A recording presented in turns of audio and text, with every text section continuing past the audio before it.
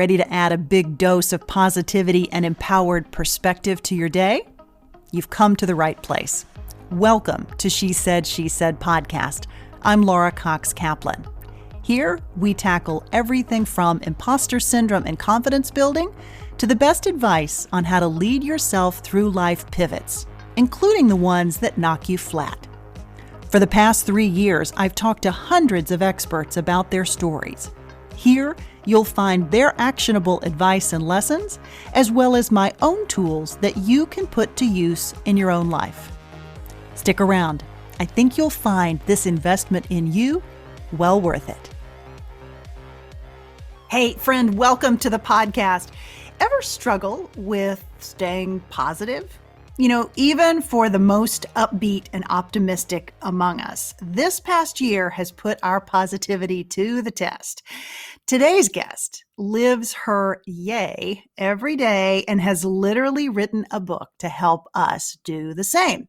Meaghan B. Murphy is the editor-in-chief at Women's Day magazine, a magazine that even in the downturn of print advertising still reaches some 18 million readers each and every month. Meaghan is also the author of a terrific new book entitled Your Fully Charged Life, a radically simple approach to having endless energy and filling every day with yay. Something, frankly, we all could use a little more of, I think. Many of you have seen Meaghan on morning shows on Today, GMA, among others. She regularly dispenses home and life hacks. She's also the co-host of a podcast called Off the Gram. She and her husband, Pat, are the parents of 3 young children. I actually read Meaghan's book, Your Fully Charged Life, on a flight back from the West Coast, and literally it made me smile almost all the way home. Now, that is saying something because if you haven't flown across the country on a long-haul flight during COVID, it is a lot less fun than it used to be. You are going to want to add this book to your summer reading list. I loved it, and I think you will too. The concepts in Meaghan's book and really this underlying notion of choosing positivity is a topic that we talk about a lot on this podcast. The power of mindset and remembering that we often have more power than we may realize in how we show up to the world. Choosing little things every single day to boost your energy, your creativity, and your positivity. So with that, here is my conversation with Meaghan B. Murphy. Meaghan, welcome to She Said. Yay, thanks for having me. Well, I'm so happy to have you. I am a big fan of your book. One of the things that I think would surprise people if they follow you on Instagram, if they see you on all these morning shows, is that this idea of being the yay person, of being this constantly positive and optimistic person, did not necessarily come naturally to you. You've not always been this way. Talk about that. Oh, no, I find this so amusing because I trained to live this way, right? I trained to live with optimism and joy. I trained to practice positivity and to prioritize positivity. So in the same way I may have trained to run a 5K and then a 10K and then a marathon, I trained to become an optimist. I trained to fart rainbows. Like, this does not come naturally to me. I think it's amusing because, my nickname was Grumpy as a child. I wore a necklace with Grumpy the Dwarf, this gold necklace that my parents had given me, and I wore it so proudly, like, yes, life sucks and I am the embodiment of negativity. I did a play in 5th grade, which was wonderful because that's how I learned I had a talent for performing and acting. But we wrote our own characters, and my character was Maggie.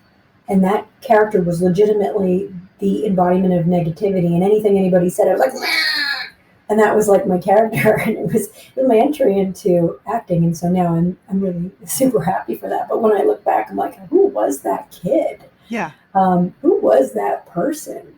And it led me to some really crap times, right? I was always just sort of like, I was a kid with lots of emotions. I'm an empath and I feel big. And as a young person, I didn't know what to do with that. Right. And I would cry, and laugh in the same breath. And it was just all these big surges of emotion. And I didn't know what to do with those emotions. And I can now look back and say, oh, well, I developed an eating disorder to stifle them, to quiet them, so I didn't have to deal with them. And I became like a raging anorexic and landed myself in the hospital. And, I tell the story in the book, but my best friend and I were, kind of partners in this spiral.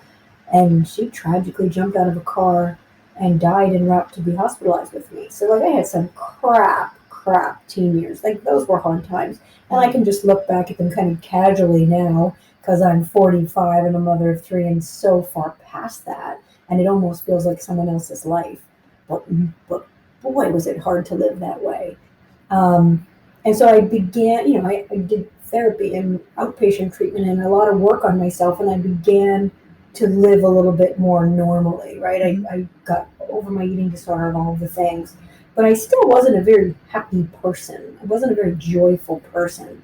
And I think it wasn't until, and I talk about this in the book as well, that I was an editor at Cosmopolitan magazine, and I was assigned this story called The 7 Secrets of Happiness. Like, that's what happens as a magazine editor. The boss is like, okay, happiness is trending. We need something on happiness.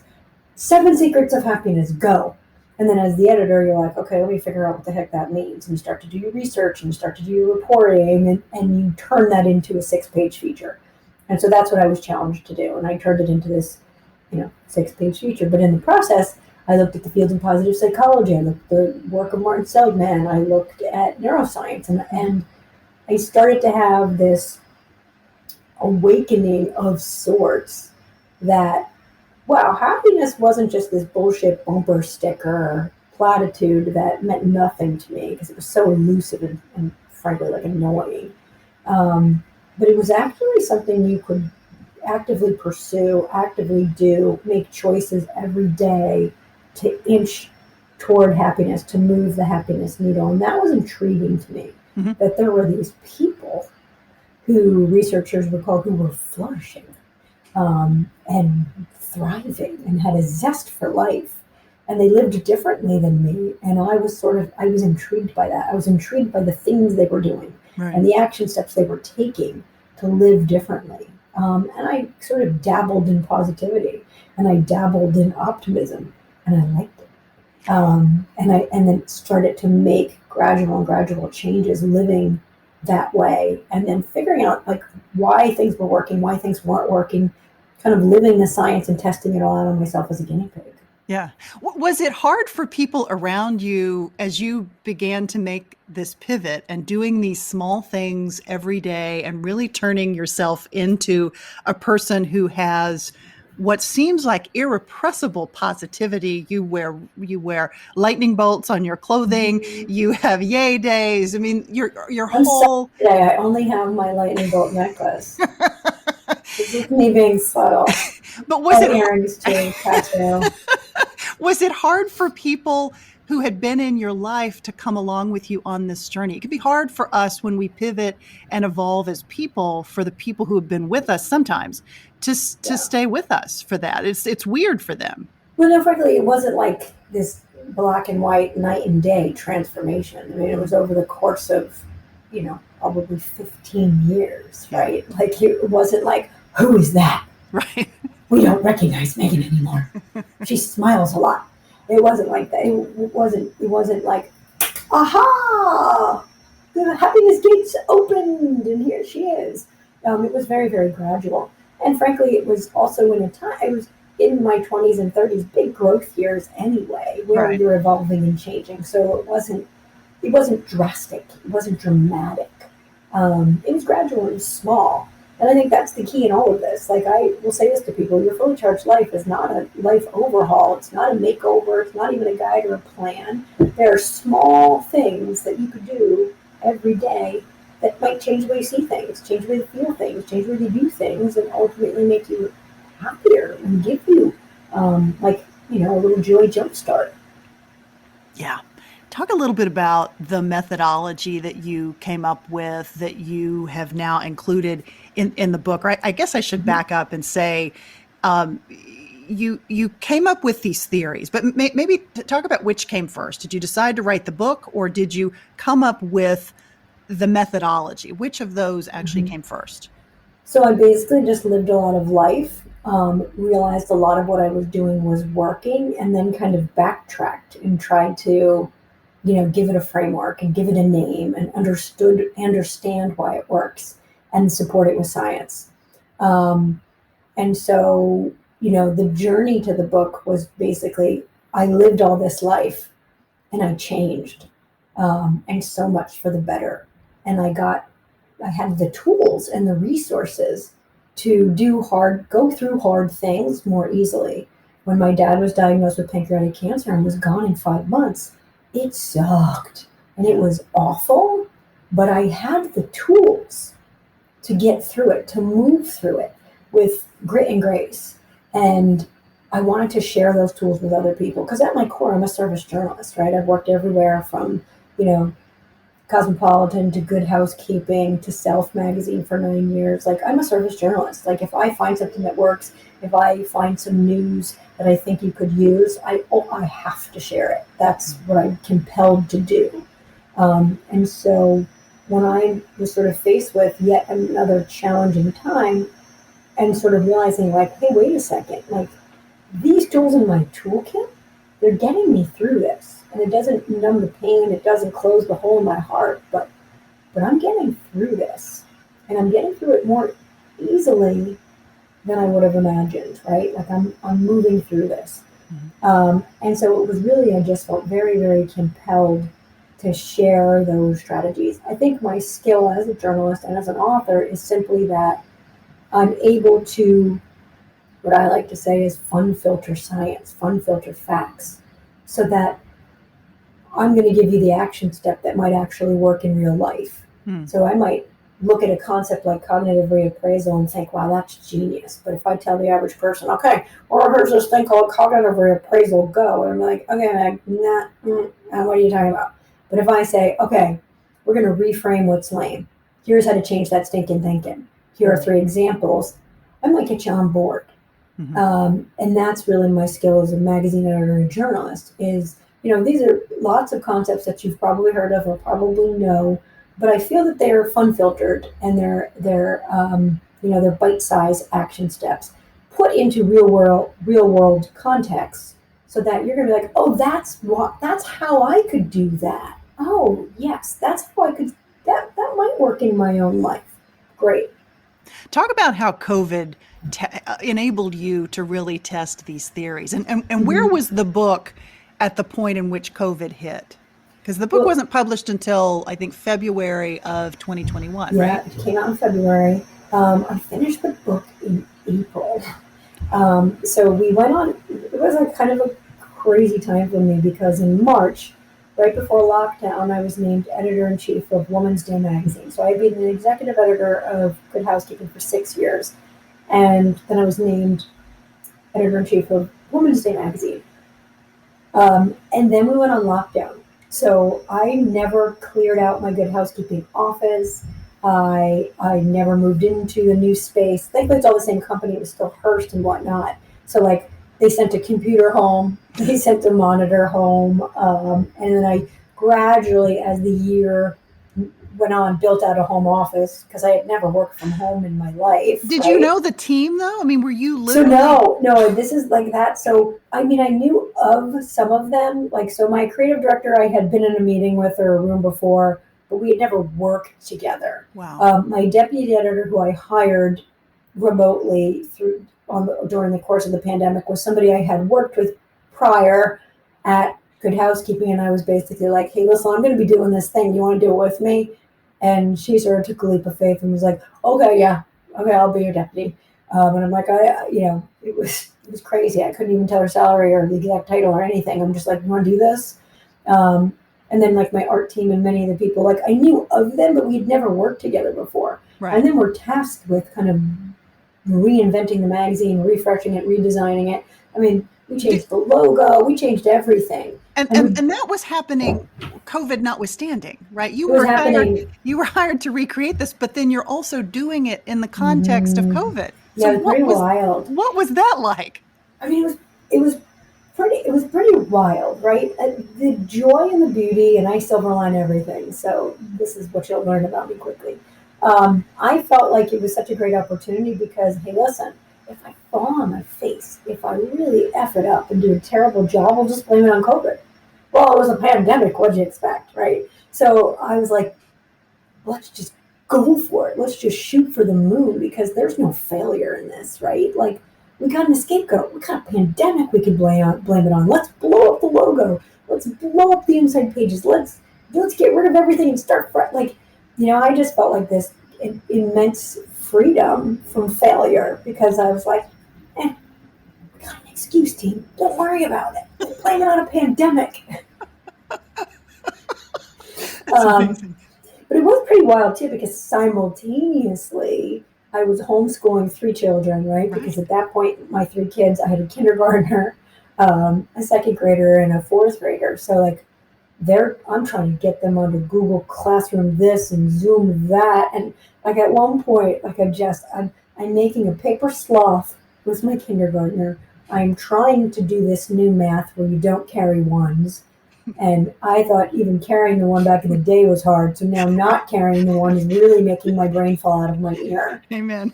I have a book due. So my book is due my book was due in April. April 14th, my book was due. It wasn't finished. And I'm making this new magazine. Oh, and I have a podcast, which I'm now doing in my attic. Because there it's a little bit quiet. It was like very, very surreal. And there were moments where you're just like, I was like, okay, I'm crying in the shower because I'm scared. I'm scared of the mail. I'm scared of my groceries. We can't leave the house. I'm scared of people. I'm scared of the world. I'm completely overwhelmed. And like, granted, like we were lucky enough in those early days not to be sick. We ultimately did get COVID. And we were lucky enough to be healthy in the early days, but it was a lot. Yeah. It's fun to like go back and be like, we did that. I mean, there were so many beautiful silver linings during COVID. One of my favorite things was like my husband became like a secret handyman.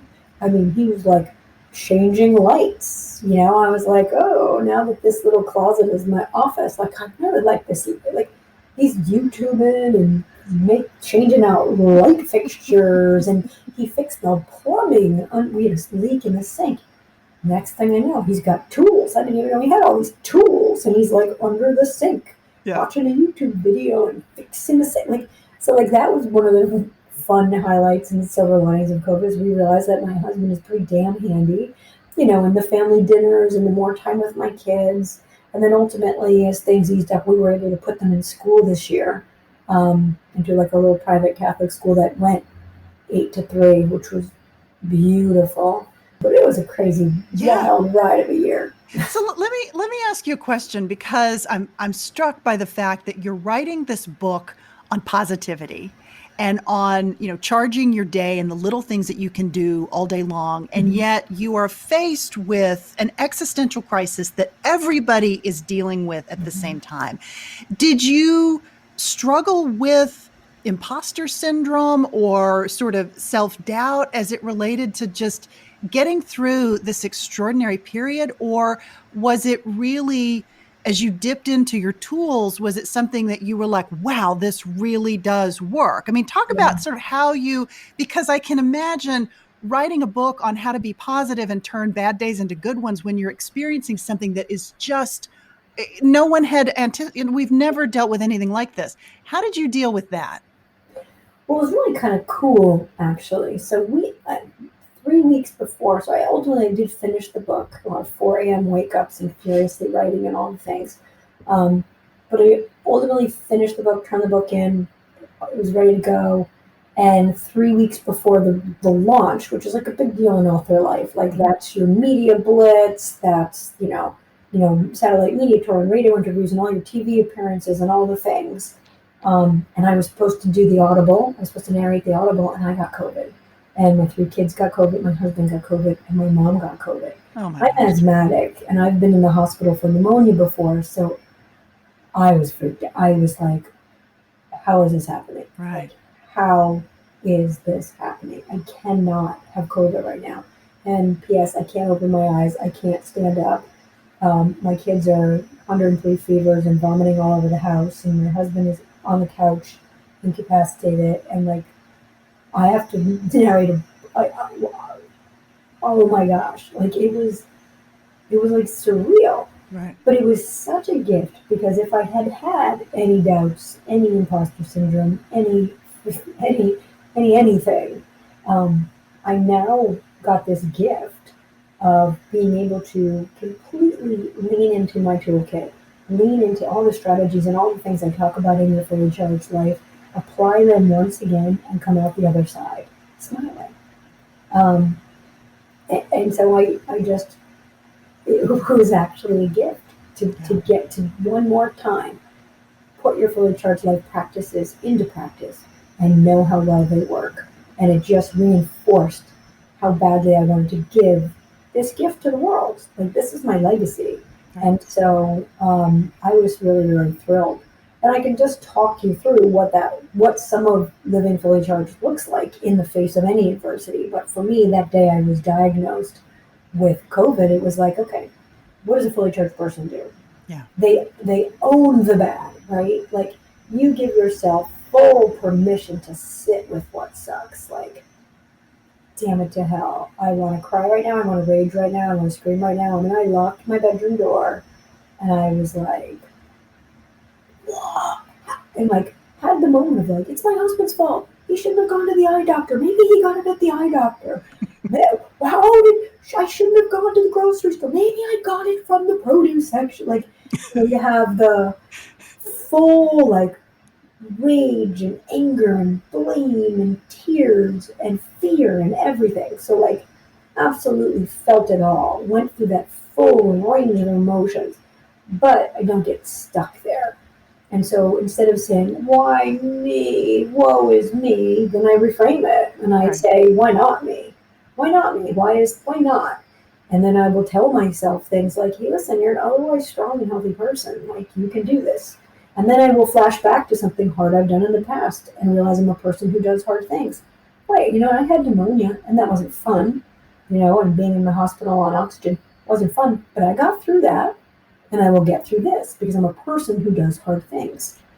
And then I find purpose and I try to assign purpose and meaning to the struggle. Okay, how can I give purpose to this? Well, listen, I have neighbors and friends and people who had COVID and lied about it and hid it because there was this stigma attached to having had COVID. And I was like, hell to the no. I'm going to wear that scarlet letter C loud and proud and let people know, like, COVID happens. And it happens to the best of us. And it happens to the most careful of us. And it's okay. And if you have COVID, like, get the help you need. Don't be embarrassed. There should be no shame in your game. And I helped destigmatize that. I've got a loud platform and I'm a public figure for whatever that means. So I'm going to destigmatize it. And I'm now giving purpose to my struggle. And I also felt that when I got COVID, I didn't know what to do. I called my doctor. I didn't get a response. Like, I felt very helpless. And I didn't want anyone else to feel that way.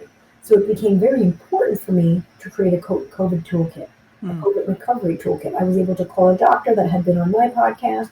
She mapped out a recovery toolkit for me. And I'm like, okay, I'm going to share that on Instagram. I'm going to put it in my highlights. I'm going to make sure that anybody who gets COVID has this same resource and support. And once I started to give purpose to this struggle, to flash back to things I've done in the past that were hard that I got through, wow, I started to inch forward. I started to get unstuck. And then I relied on other fully charged strategies I have, like filling my house with fresh flowers.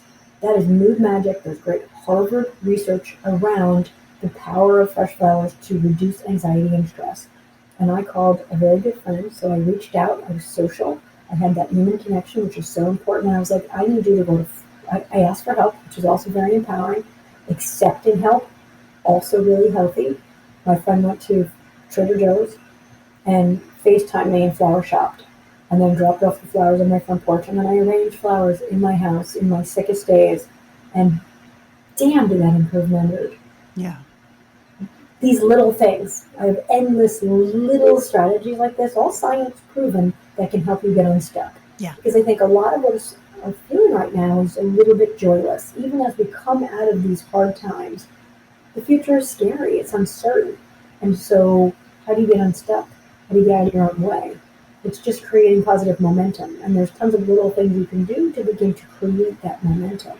Yeah, it ties into a topic that we talk about on this podcast a lot, which is this idea of mindset and how you show up to the world, and the fact that you can often, maybe not 100% of the time, but much of the time, you can choose how you show up. You can choose the actions that you take. And this book really reinforces that whole notion of it's about choice and little choices that you can make every single day. You have a daily yay list. Maybe Mhm. talk about that because I love this idea. So gratitude is the secret sauce in life, right? Grateful people are happy people. That's all the research will say. The P in the PERMA theory of wellness is positive emotions, and gratitude is one of the key things that causes and creates those positive emotions and feelings. And I'm a person who I'm not very woo-woo. There's no crystals in my pocket. Like I respect all of that, but it just doesn't work for me. Mm. Anything that feels homeworky, um, I just don't stick with. So as much as I know, keeping a gratitude diary, keeping a gratitude journal is really beneficial and awesome. I can't keep that up. I can't do that. Maybe I'll do it for a day, and then it goes away. And so what I really started to practice was the yay list. And I will ask my family, what made you say yay today? I will ask my kids, what made you say yay today?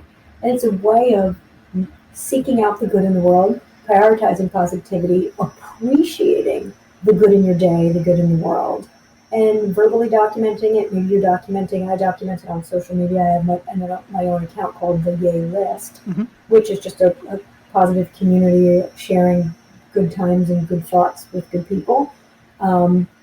But that's our gratitude practice. So, like, for me, I'm not going to say to my kids, like, what are you thankful for? Because that feels like something you do on Thanksgiving or something you do for homework in a gratitude diary. It just doesn't work for my family.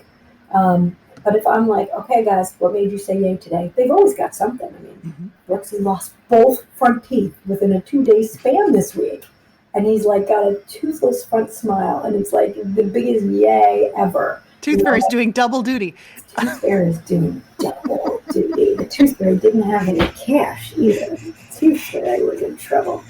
It's Um, making it fun though, right? It's it's taking these yeah, things that, it's based in science. We know that it works. We know why you want to have these gratitude lists and to be mhm, thankful and all those things, but you're making it fun and accessible, yeah. not just for kids, but for grown-ups as well. I'll say that. So I have a fun filter. The only filter I have is a fun filter, and I filter all things through that lens. How can I make it more fun? How can I make it more enjoyable? How can I make it more doable because it is so fun? Um, and that's really my secret sauce is this kind of funness, Yeah. right? So we're just making gratitude fun. That's it.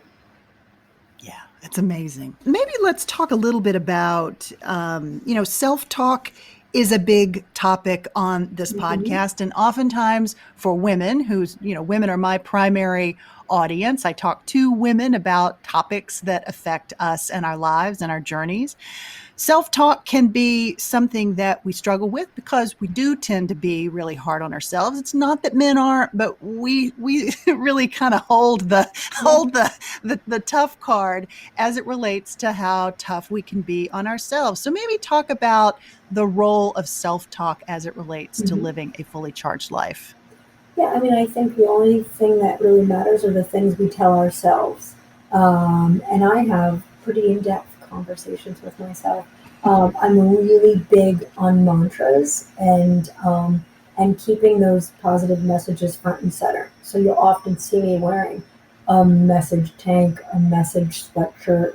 I have a mug, like a designated grown up mug. I have, you know, um, kind of keeping these light and powerful, inspiring, motivational messages and mantras front and center. Because if you have to, in order to get the message, you have to see the message. And sometimes I really need it drilled into me. I mean, there was when my dad was dying, I had a mug that said, "You're stronger than you think you are," and I had my coffee in that mug every morning. You're stronger than you think you are. You're stronger than you think you are. You're stronger than you think you are. I needed that self-talk. And I think it's great when that self-talk is quick and simple and on repeat, and then front and center too, whether it's on your mug, on your tank top, on your screensaver, on your phone. Like, I have my phone is this lightning bolt, and it reminds me to stay electric, to stay fully charged, to stay present, to think, to live all of the mandates of a fully charged life. And I have a tattoo of the lightning bolt because this is a power symbol to me that makes me feel connected to my mom, who's the old OG bolt, who believed that everything was always possible and taught me that, and was relentlessly confident, something I always wanted to emulate. And Yes. so these symbols, these words that we surround ourselves and these things we tell ourselves are chiefly important. Did you look at the science as to why that works? Not, I don't take anything away from what you just said. I completely Oh, agree yeah, with it. yeah, But yeah, yeah. what is the science behind why mantras and symbols and reminders work for us?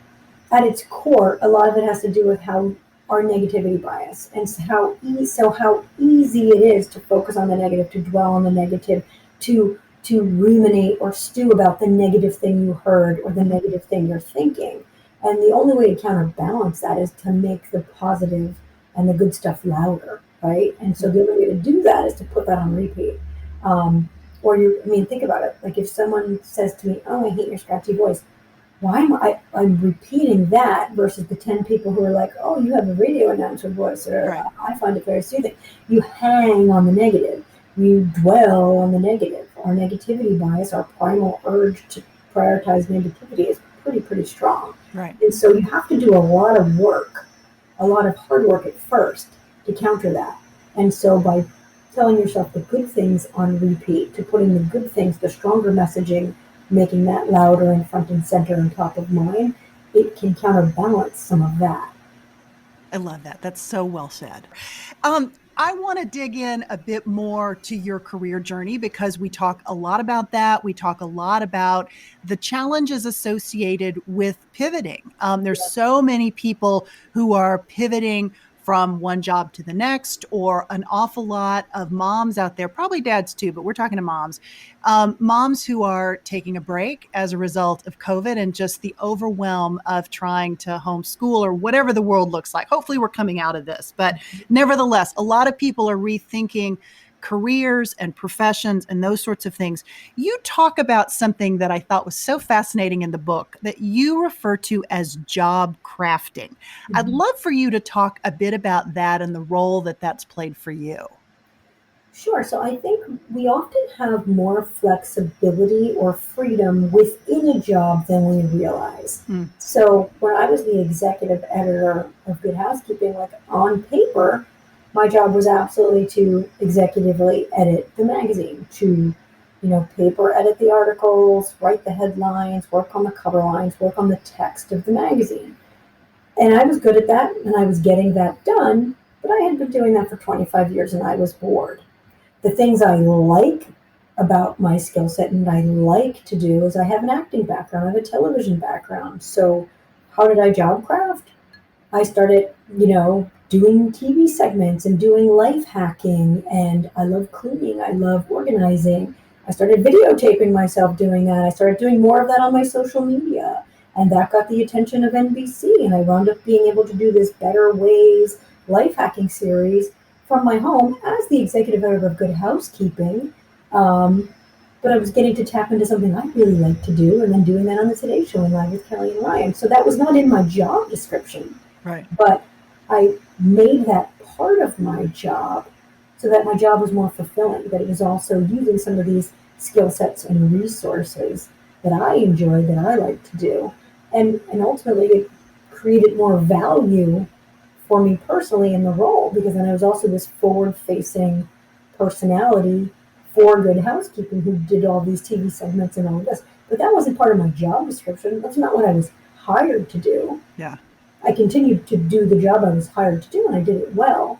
But I created these additional outlets for me personally because I wasn't feeling completely fulfilled. Uh-huh. Uh-huh. It feels like there's an element associated with this, maybe a big one, related to innovation and problem solving, right? And you are in a sector of the economy that, notwithstanding the incredible readership of Women's Day magazine, which, as I understand it, is about 18 million readers a month, which is extraordinary, especially at this in this period of time in which print advertising is kind of viewed as being a bit passé, right? Yeah, yeah. You took this job knowing that and knowing that this was going to have to be a turnaround. Maybe talk about how all those tools fit together and advice for others who are looking for ways to innovate in sectors or in careers where, we really have to look at something new and innovative and different. Mhm. So I think at my core, I'm an expert problem solver. And when I took over the job of Woman's Day magazine, I really looked at this global problem, right? We were all in this like state of angst and panic and fear. The world was sort of crashing and burning around us. And so the way I reimagined this magazine was, what if this is the escape? What if this is destination celebration, no holiday left behind from Taco Tuesday to Christmas? And what if this is a place, this joyful escape for people that allows them to put happy on the calendar, and even in hard times, celebrate, find some moments of levity and light, because guess what? That's really necessary, and that's going to carry us through. And so that's the way I reimagined and repositioned the magazine. And it was really just noticing a problem, feeling like sort of taking the temperature of the world around me, and then trying to come up with a solution that would help, hug it out, right? Like, I really wanted this magazine to feel like this big hug in this moment. And it was kind of selfish. Like, I needed to create this thing because that's how I was feeling. And I wanted to like get excited about National Donut Day, or I wanted to get excited about, watermelon because it's National Watermelon Day. I wanted to be able to give myself permission to find joy in hard times, and I wanted to give the readers permission to put happy on the calendar. Do you think that the COVID experience really helped you crystallize, or were these ideas that you already had percolating at the point in which you took the job? Because you took the job in March and then COVID happened shortly thereafter. We shut down shortly thereafter. But maybe talk about how your vision maybe changed or evolved, or maybe that was the vision and COVID just helped reinforce it. It's interesting. So I almost would say like I fully charged the magazine, right? Like everything that is happening in the magazine are basically principles and strategies and thoughts from the book. Mm-hmm. It just became clearer to me, and I got to that realization more quickly, perhaps, that that's what the magazine needed to be too. Uh-huh. I might not have had the same freedom to just like throw out a logo that had been kicking around for 100 years, right? I might not have had some of the same freedoms. I might not have come to the decision as quickly, and I might have felt a little bit more hesitant of being like, okay, I'm fully charging the magazine. Am I really allowed to fully charge the magazine? Like, that's my personal brand and book. Am I allowed to do that? And I was like, screw it. Like, I'm in survival mode. The magazine, the book is one. Like, I just need to find the yay. And I'm going to find the yay everywhere I can. And so I got to it more quickly, perhaps. Yeah. Maybe talk about any stories that you can share of folks that have read the book or have noticed these major changes in the magazines and employing these principles and tools and practices to their own lives and changes that they've seen. That's one of the most fun things for me as an author and a magazine editor is when people will send me like a page that's highlighted or like a sticky note or send me a DM. And some of the things that people are doing, it's just like the simplest strategies. In the extra charge chapter of the book, I talk about dopamine dressing and how our clothes are very powerful and we need to dress the way we want to feel. So I call it dress up to feel up. Mm-hmm. And that can look different for everybody, right? Like for some people, for me, it's lightning bolts and bright colors and emoji-esque patterns. My kids call me a kid child, like a kid mom. My daughter will say, you're cringy, you dress like a teenager, but I dress up to feel up. I always have like an arm party of 900 bracelets because it's like my security blanket and it never comes off. But I get all these DMs on Instagram, people being like, look at my dopamine dressing, look at my outfit. And I was like, oh my God, like a person who had only worn black started dabbling in like, a big statement earring or a fun sock or a great shoe and was like, changed the way I felt about my day. People will often send me their bouquet of flowers and be like, I buy myself flowers on Mondays now too, and it's changing my mood. A big thing I talk about is in the love charge chapter is the power of weak ties, and how you treat one person is how you should treat all people, and how important it is to recognize people like at checkout. I call it check in at checkout. Register someone else's humanity at the register. And what a difference that makes if you like look up, put your damn phone away, and you're like, hey, person's wearing a name tag. Hey, Ed, how you doing? Good morning. You know, having that small exchange with someone else, how that can spark so much life and energy. I'll get these messages of like, I took your advice, and now I learned the name of the person who stocks the produce who I see every single Tuesday, and now we're buddies and we exchange pleasantries, and it feels so good to be connected to something bigger than myself and have a sense of community in the produce aisle. Like that's what it's about, right? Yeah. Like that's what it's really about. So those are just some of the little tips and tricks and strategies, and that's the big thing about the book. It's not a life makeover. There are going to be things that work for you and things you roll your eyes at, but the things that work might be game changing, Yeah. and they're going to be small. I've got the health charge chapter, which really teaches you how to prioritize sleep, to sleep train yourself the way you might sleep train a child, and create routine around sleep. Movement, how important movement is, mood magic, and how you can build that into your life more seamlessly. You have to move your body. Yeah. How you move your body is up to you, but you have to move your body. It's not negotiable. Yeah. We're at an interesting time. I don't want to talk about politics, but I want to acknowledge the fact that we're very divided as a country. People feel very polarized. There's a lot of people that, are perfectly comfortable to snipe and spew all sorts of awful stuff on social media. Maybe talk about how to respond to the haters, as you refer to them in the book. Yeah, I think it's really challenging, right? Like people hate what they don't understand. People hate what's not like them, and I think the biggest thing is just kind of creating a force field of positivity and not allowing yourself to get sucked into that. Because negativity loves company. And we're all guilty of it. If you are surrounding yourself with toxic people and toxic energy, there's going to be that moment when you start to get sucked in. I fully admit that I've been in a circle of toxic women who are gossiping, and I will catch myself, joining in and then being like, whoa, okay, these are not my people. This is not my jam. I need to hide from the energy vampires and the toxic people. You need to surround yourself with a sunshine community and people who feel like sunshine so that you can create this kind of force field of positivity from some of that hate. You can't get sucked into it. And I will meet any of that negativity with kindness. People who actively hate on me, I think that hurts for a second, but I understand that's about them, not about me. Right. Because how do you hate someone you've never met who is trying to give you some strategies that are based in science to live more positively? I mean, I don't harm puppies. I'm like a good human who espouses kindness. So if you hate me, that is absolutely about you and not about me. And I will let you own that. But I will not get sucked into that negativity. I will always meet a hater with kindness and compassion. Or I just simply will not engage in it. But I think it's very interesting.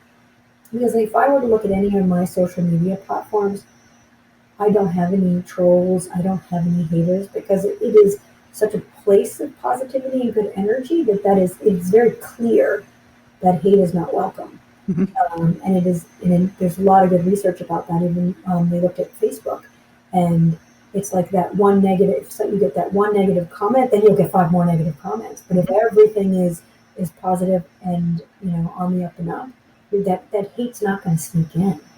And that's the key.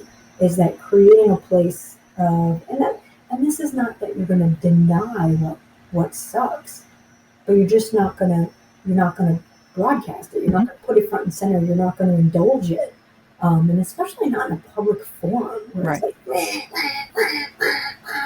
like that's just not productive. Especially when it's just pure nastiness based in nothing. Yeah. Yeah, absolutely. Oh my gosh, I love that so much. Okay, where can people find you on Instagram and elsewhere? So I'm pretty busy on Instagram, and that's at Meaghan B. Murphy. It's Meaghan B. Murphy. And then I do something called the Yay List, on Instagram, which is just a community of good news and good people celebrating what I like to call Yay Humans. Women's Day magazine is on the newsstands every month. It's the #1 selling magazine on newsstands. And I also have a podcast called Off the Gram, and we're part of Dr. Oz's OzTube network, so I'm pretty proud of that. Yeah, awesome. That's so awesome. Okay, final question. Mhm. If you had to boil it down to one single piece of advice that you go back to over and over and over again that you want to leave our audience with, what would that be? Oh my gosh, there's so much good stuff out there. And I would think that the advice that's working for me changes every day. But I think something that my mom kind of raised me with from a little kid was always ask forgiveness, not permission. And that really gave me a lot of courage to, to do bold things. Love that.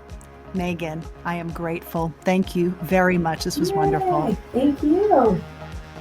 Hey, friend, thanks so much for tuning in today. I hope you enjoyed this conversation with Meaghan B. Murphy as much as I did. You will find links to her terrific book, Your Fully Charged Life, in the show notes for this episode. I'd love to know what resonated with you from today's conversation.